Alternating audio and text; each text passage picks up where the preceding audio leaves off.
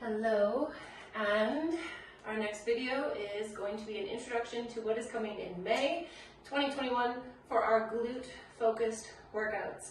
As always in this workout, we're trying to improve our strength, improve our strength, but improve our mind-body connection to our glutes.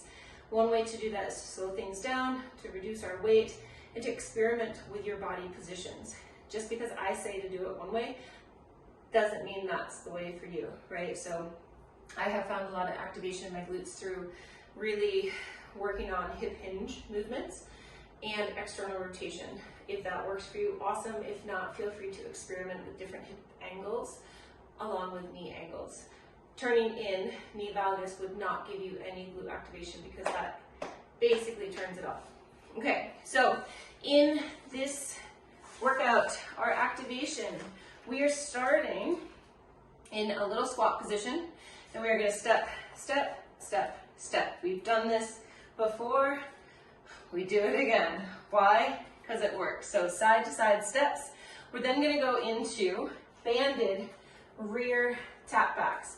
Now when I do these, I do feel a little bit right here, kind of in that underbutt area, but I'm also feeling quite a bit on this glute because I'm really focusing on that external rotation. So from the front, you'll see that this front knee is very much so angled outward, okay? Still getting into that rear glute, but the stabilizer is also working. You can leave your band on. Oops, just joking. We start with deficit sumo squats. So most of us don't have much to choose from in regards to creating a deficit, but yoga blocks would actually work really, really well, okay? So I'm just going to use one weight, but we stand on our blocks in our sumo stance. Let's try to make sure they're nice and even. What we're going to be doing is a 3-second eccentric, lowering down for 3, for 2, for 1, hopefully getting low enough that you are just about at the depth of the yoga blocks or even lower. 3, 2, 1, and push. Hips go back. 3, 2, 1, and push. Something that also works really well is a kettlebell. Kettlebells are great for those deficit movements. We then go into stationary curtsy lunge, meaning what we'll be doing is we'll start in our curtsy position, okay? We stay right here, we come on down to the curtsy, squeeze to the top. This will hopefully give you a chance to really dial it in on one side before we switch over to the other. Just so you see on this side, again, we start in that curtsy position, so this back leg is crossed over. We hip hinge, lowering down, squeezing to the top. Hip hinge, lower down, and squeeze to the top, okay? We then go into my favorite, our hip thrust series. This time around, we will be starting with shoulders elevated. We will have weight. We will start with a 3-second pause at the top and then controlling it back down. Squeeze, 3-second pause, control back down. In this one, our feet are hip width apart.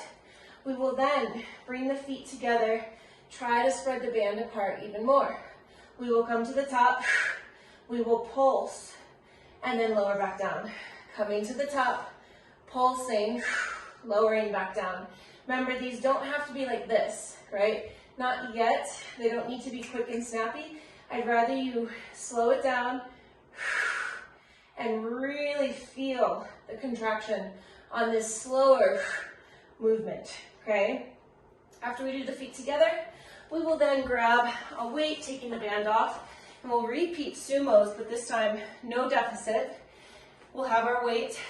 We'll go down nice and slow, slow pulse, trying to really connect with the glutes and stand tall to the top. So feeling the glutes lengthen right there, contract a little bit for that pulse and squeezing back up to the top. We will then maybe perhaps go to a lower height. I don't think we need to be so high on this one, but we will go into shoulders elevated,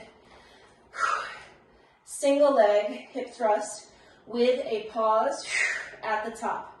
We would, if we're going to use weight, the weight goes on the working hip.